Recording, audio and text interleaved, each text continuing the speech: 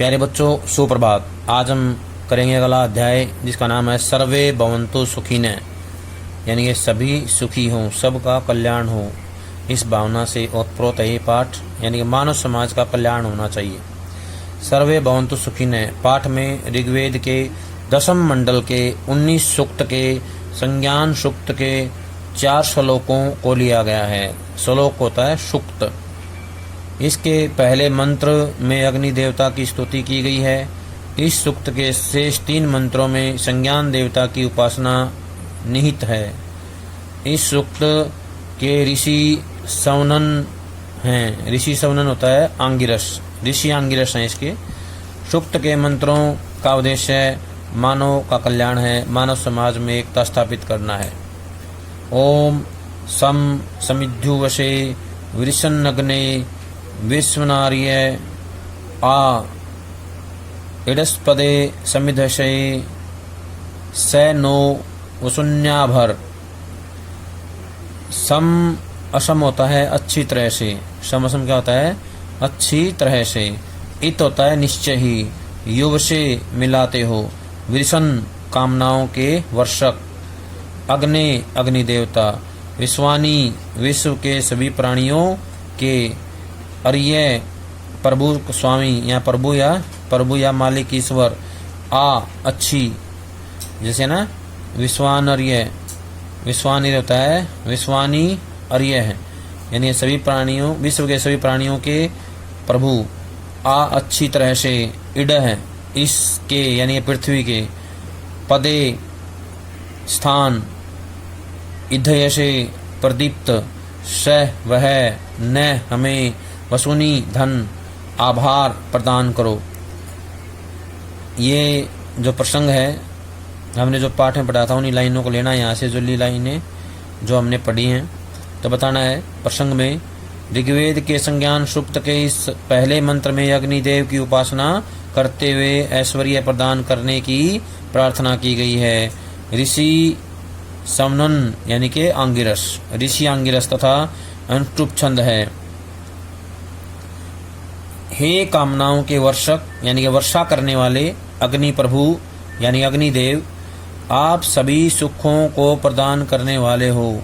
अग्निदेव से प्रार्थना की गई है कि हे अग्निदेव, तुम सभी कामनाओं की वर्षा करने वाले हो, सारे सुखों को प्रदान करने वाले हो।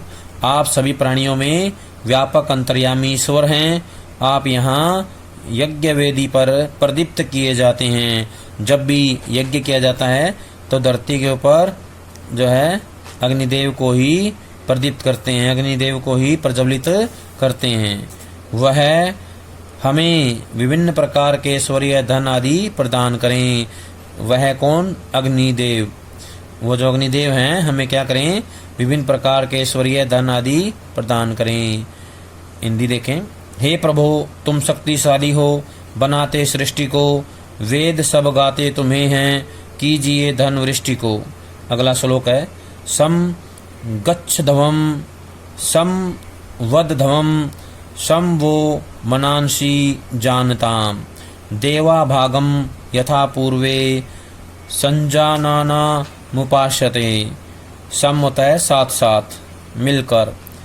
गच्छ धवम होता है चलो। सम साथ मिलकर। वध्वम बोलो, यानी एक जैसी वाणी बोलें। सम साथ साथ। वह मनांसी एक दूसरे के मन को। जानताम समझें, यानी कि एक दूसरे मन को जाने। देवा देवतागण। भागम अपने भाग को। यथा जिस प्रकार से। पूर्व पहले प्राचीन काल में। सम अजानना एक मत होते हुए। उपासते ग्रहण करते रहे हैं। प्रसंग वही आएगा। ऋग्वेद के संज्ञान सूक्त के इस दूसरे मंत्र में संज्ञान देवता की उपासना करते हुए सभी मनुष्यों के एक मत व एकजुट रहने की कामना की गई है। सरलार्थ में लिखेंगे, हे स्तुतिकारो यानी वंदना करने वालों, जिस प्रकार प्राचीन काल में देवतागण एक मत होकर एक साथ रहकर अपने अपने यज्ञ भाग को ग्रहण करते रहे हैं, उसी प्रकार तुम भी साथ साथ मिलकर चलो। साथ साथ मिलकर बोलो, तुम एक दूसरे के मन को समझो, इसी से क्या होगा, कल्याण होगा, भला होगा। साथ साथ मिलकर चलने मतलब होता है उन्नति के मार्ग पर आगे बढ़ना, साथ चलना। बोलने का मतलब होता है तुम्हारे विचार एक जैसे हों, मतभेद नहीं होना चाहिए। और तुम एक दूसरे के मन को जानो का मतलब होता है तुम्हारे बीच में कोई मतभेद न हो, एक दूसरे के मन की बातों को समझने वाले बन जाओ। हिंदी में अनुवाद इस श्लोक का, प्रेम से मिलकर चलो, बोलो सभी ज्ञानी बनो, निज पूर्वजों की भांति तुम कर्तव्य के मानी बनो। यानी कि अपने कर्तव्य का पालन करो और अपने पूर्वजों की भांति जो है नियमों का पालन करो, आपस की बातों को समझो, मिलकर बोलो, एक जैसे बने रहो, तभी समाज का कल्याण होगा। समानो मंत्र समिति ही समानी समानम मनः सह चित्त में साम समानम मंत्रम विमंत्रये वह समानेन वो हविषा जुहोमी। शब्दार्थ देखें, समान एक जैसे हो, मंत्र मंत्रणा विचार, समिति गोष्ठी, प्राप्ति सभा, समानी एक समान, समानम समान हो, मनः मन भी, सह साथ, चितम चित्त, ज्ञान अंतःकरण, ऐसाम आप सभी का, समानम समान, मंत्रम मंत्र, अभिमंत्रेय होता है कहता हूँ, अभिमंत्रित करता हूँ। ऋग्वेद के संज्ञान सूक्त के इस तीसरे मंत्र में संज्ञान देवता की उपासना करते हुए सभी मनुष्यों को समानता की भावना धारण करने की कामना की गई है। इसके ऋषि सवनन हैं तथा इसमें त्रिष्टुप छंद है। इसमें कहा गया है, हे स्तोताओ, हम सभी की मंत्रणा एक जैसी हो।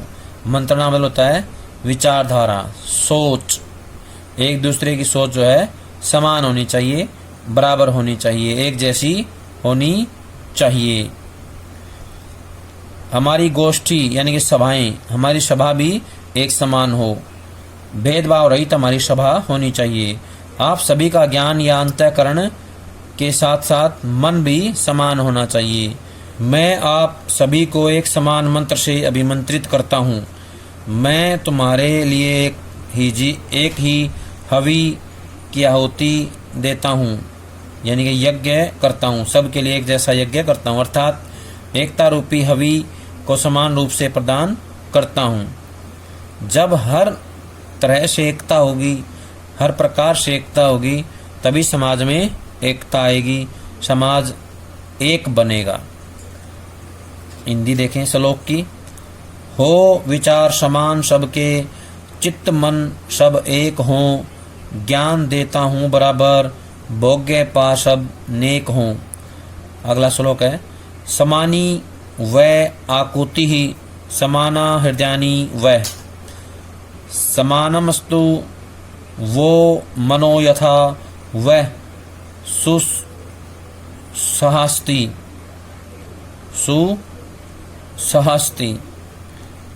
समानी होता है समान हो, वह जो, आकुति संकल्प वचन, समाना समान, हृदयानी हृदय, वह या जो, समानम समान, अस्तु हो, वह या जो, मनः मन, वह जो, सु ऐसह संगठन शोभन सहभाव, अस्ति हो सके। ऋग्वेद के संज्ञान सूक्त के इस अंतिम मंत्र में संज्ञान देवता की उपासना करते हुए समान भावों विचारों को अपनाकर संगठित होने की कामना की गई है। इसके ऋषि सवनन हैं तथा इसमें अनुष्टुप छंद का प्रयोग किया गया है। हे श्रोताओं, आप सभी के संकल्प या वचन एक समान हो, आपके हृदय भी एक समान हो, यानी कि हृदय में जो भाव आते हैं, विचार आते हैं, वो एक समान हो। आप सभी के मन भी समान हो। जिस प्रकार आपका सुंदर संगठन होता है, वैसे ही आप सभी सुसंगठित हो जाओ, यानी कि एक संगठन बन जाओ। हिंदी में अनुवाद है, हो सभी के दिल तथा संकल्प अविरोधी सदा, मन भरे हों प्रेम से जिससे बढ़े सुख संपदा, यानी कि सुख संपदा बढ़ाने के लिए संगठन में रहना बहुत जरूरी है। प्यारे बच्चों, ये था हमारा पाठ। इसको सभी अच्छे से पढ़ेंगे, सुनेंगे, याद करेंगे और इसके अभ्यास के प्रश्न उत्तर अपनी कॉपी में लिखना है। जब तक अगली वीडियो नहीं आती तब तक ये सारा काम कर लें। सभी का बहुत बहुत धन्यवाद।